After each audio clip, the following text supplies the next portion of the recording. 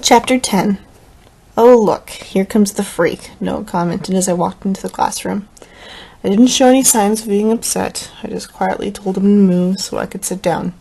He stole the black-covered book I was reading out of my hands and laughed. "Man, I knew you had weird taste, but this crap? How do you even read this stuff?" He threw the book over his head and into Carlos's lap. "I told you she was a vampire. What is this, the billionth vamp book this year?" Carlos teased. I let out an agitated sigh. "Give it back, Carlos," I demanded. "Nah, I'll hold on to this for a little while longer." I pushed through quietly and sat down. I sighed again, clenched my fist under the desk and tried to glance at the teacher only a few yards away. Mrs. Smith was looking through some papers, not even looking up at the sound of a student being bullied. I suddenly began to wonder which life I would choose if I had to. On one hand, I had the peacekeepers, Elizabeth, Marcus, and the others. They all barely knew me, and yet were not kinder to me than all of my classmates combined. On the other hand, there was this life of pathetic school bullies. The only thing that would make it a real choice was my family. I took a deep breath as the teacher went on about fractions for the third week in a row. "Alacara?" Mrs. Smith asked, destroying my train of thought. 3/4, 7/16, and 1/4. I answered all three questions on the board without skipping a beat.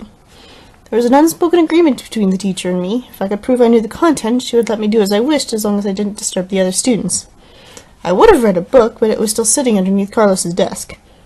My day proceeded as normal until after lunch. Something was wrong. I frowned and counted the heads in the classroom, twice. There was one student missing. Carlos. Carlos was nowhere to be found. I continued to frown and looked out the window when I saw something move out of the corner of my eye. I turned and saw a girl with long black hair fade to black and vanish. The girl had Carlos tied up, and she waved as she disappeared. "That's not good," I whispered. I tapped my fingers on my desk, thinking about what I should do. I had to save Carlos. Then it hit me. Fire alarm. And I would have noticed me slipping out in the chaos. "Ignire," I said, pointing to the electric socket farthest from the door. Lots of time for everyone to get out safely and a reasonable excuse for what started the fire. No one would think twice about it. Everyone in the classroom got up and started to run outside. I smirked once everyone was out of the room. It was exactly what I wanted. Quickly put out the fire by snapping my fingers and ran toward where I saw Carlos and his captor vanish. There was a single piece of paper lying on the ground. 2 words were neatly written. "The cave." As much as I despised Carlos, as much as I wished to never see him or his friends again, I had to save him. I refused to let someone suffer when I could stop it. I had to act. I fished through my backpack. When I found the spell I was looking for, I took a deep breath and began to read. "Lunai Magikai." I cringed and closed my eyes, and all of me wanting the spell to work. I opened one eye and let out a sigh of relief. The spell had worked. I looked up at the waterfall and crossed my arms. How in the world was I supposed to get inside? "Phoenix, there you are," said a calm, lightly accented voice from under a nearby tree. "Where is he?" I demanded. "Relax, the little human is fine." This is my first time seeing Dee's face. I expected the pale eyes and the black hair, but the horrible gash under her left eye I hadn't heard about. Must have been new. Then it dawned on me. The massive phoenix of fire that exploded in the cave must have sent shards of rock everywhere. I caused that scar. "I'm here. Now let him go," I stated firmly. I tried to handle the wave of fear. "Ooh, I'm so scared." Dee waved her hands as she spoke, sarcasm dripping from her words. "Got what you wanted. Now let him go." I clenched my fist. "He's of no use to you." "You're right." Dee moved forward away from the tree. She smirked, her pale eyes gleaming eerily. "He is of no use. I did this to get your attention." "Wait, what?" I asked. I blinked in confusion as I tried to understand what she meant. "I don't like being made a fool of," Dee explained. "Pharaohs has made an enemy of me. And I've never been a fan of demons." "What are you talking about?" I was now completely lost. "I propose a truce." "Why?"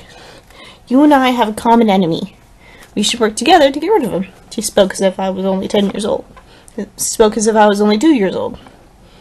"Why should I trust a word you say?" I wasn't keen on trusting known criminals. Besides, something in her eyes just didn't sit right with me. "Phoenix." "Phoenix?" Dee faked sounding hurt. "You didn't honestly believe what they say about me, do you?" She pouted. You haven't given me a reason to trust you. I crossed my arms. Besides, aren't you some dangerous criminal? Wouldn't it be simple for you to take care of things by yourself? I asked. Alright, 2 things. 1, Dee sounded exasperated. She held up one finger with one hand and the other she snapped. Then Carlos was freed from his chains. And 2, your little pet was the first thing to give Fenrir a challenge in a very long time. She snapped again and a giant black wolf appeared next to her. She began to pet the wolf calmly. Fenrir? A most powerful wolf, Dee explained, giving the wolf a hug. Its head was on the same level as hers, but was twice as big. You gave me a scar as well. You earned my respect, if nothing else. She pointed to the gash on her cheek to emphasize her point. Thanks? I was unsure about Dee's proposal, but decided it was best not to upset her with the wolf looking more than ready to attack me. Call a few of your peacekeeper friends if that makes you more comfortable. All I'm saying is the demons will stop chasing you faster if we work together. Think it over and call me with your answer. Dee made a show of walking away. The wolf vanished. Wait, I called out and took a deep breath. I'll do it. Wonderful. Dee turned around and smiled. I knew you would be reasonable. Something told me that this was what she had hoped for when she walked away. Anything in particular you want me to tell the peacekeepers? With as much or as little detail as you like. I really don't care. Some of them will want to talk to you. Of course they will. Meet me outside their headquarters in like an hour. See you then, I told her, my voice wavering with my confusion. Dee became a silhouette, and then she was gone. What just happened? Carlos, who had been silent up until that moment, exclaimed. Fudge. I pinched the bridge of my nose as I spoke. Okay. You're dreaming? I am not an idiot. Who was that, and what are you? Carlos demanded. I'm still a person, just a little different. A little? There you are. I turned around and saw Marcus striding over me, looking very upset. Where have you been? He demanded of me. Dee kidnapped this guy and told me to meet her here, I began to explain. Then she and I made a deal. She wants the 2 of us to work together. All right, Marcus sighed and faced Carlos. Whatever Dee's motives, Kara probably just saved your life. What? Carlos seemed to think for a second. Why would she do that? Because it was the right thing to do, I shrugged. But it did the same even if you were a stranger. I won't tell anyone about what I just saw, he told Marcus. Then he faced me with an emotion I never thought I'd seen in anyone's eyes before. Respect. Probably want this back. Carlos tossed me the book he had Noah had taken that morning. I smiled at him. Thanks. Come then. We should get you back to the school, Marcus told Carlos, who nodded in return. So, Chapter 11. So, Dee is coming here? Elizabeth asked, resting her head on a stuffed ferret that had been on her bed. Yep, I gulped. Looked down and saw a ferret with a tinge of yellow fur nudging my leg. What's this? There you are! Elizabeth reached down and picked up the creature, which proceeded to run up her arm and lay half curled around her neck. This is Sally, my familiar. She's cute. Sally let out a noise like a squeak. Sally says, thank you. I have to admit, Dee coming here does make me a little nervous. I leaned back and glanced around. Elizabeth's room was similar to the shape of my dorm, except hers was more customized. Pale yellow walls were covered in countless butterfly decals with almost every color of the rainbow, but there seemed to be twice as many pink ones as any other color. How do you think I feel? She's a psycho, Elizabeth exclaimed. She feeds the corpses of her victims to her dogs and has a maniacal laugh that strikes fear into the heart of full-grown men. I decided not to comment on how ridiculous that sounded. She didn't seem to be like that, I told her. It was more like she just didn't care about right, wrong, or what other people think. I'm sticking with her being crazy until I meet her for myself. Elizabeth crossed her arms. Sally squeaked in agreement. If the captain finds out you spoke to Dee without someone keeping an eye on you, he will have my head, Marcus commented from the corner. I don't think she'll hurt anyone unprovoked, I responded. Nevertheless, she will be watched at all times. I'll keep an eye on her. I brought her here after all, explained and stood up. She should be here soon. Everyone is on edge, Marcus exclaimed. Please, just be careful. I will. Elizabeth, Marcus turned to her. What's up? Captain wants you to stay in here, Marcus exclaimed. Wait, why? It's just a precaution, but talk to him, not me. Elizabeth frowned and mumbled, fine. It's just because he cares, I told her. I gave my sister a small hug and walked out the bedroom door. The hallway was a blur of the different colored doors and had dumped into the staircase like a river into the ocean. I looked down the front lobby area to see Dee walking in and looking around the place. Dee huffed. Nice setup you have here, Phoenix. Better than where I'm staying, that's for sure. Perhaps you should change employers, I teased lightly as I walked down the staircase. Dee laughed. Not likely. Working for a Dark Lord has its advantages. Get any information I asked for as long as he's sure I won't destroy him with it, Dee smirked. He's incredibly paranoid. You think he's the one people want dead. You're here because of our deal. You want to attack the demons. Any suggestions? I was standing in front of her now. Up close, Dee didn't seem that terrifying. She was a little taller than me. She had black hair that fell to the middle of her back. She seemed to have a fondness for black leather, but nothing about her expression seemed dangerous. Veros has an experimental facility guarded by demons. I said storm the place and see if they run with their tail between their legs. What kind of facility? I asked as we began to walk to the library. Don't know, don't care. Some kind of genetics thing, almost interest. She gestured with her hands as she spoke. So you're saying attack a Dark Lord's testing facility to see if we can scare some demons? I asked to make sure. Maybe there was some truth behind the rumors of her being insane. It won't affect the main bulk, but it'll rule out the cowards. How many are there? I asked, slightly alarmed. Small army, about 1,000 or so. He shrugged off as if the number didn't matter. Our friend Veros has been very busy.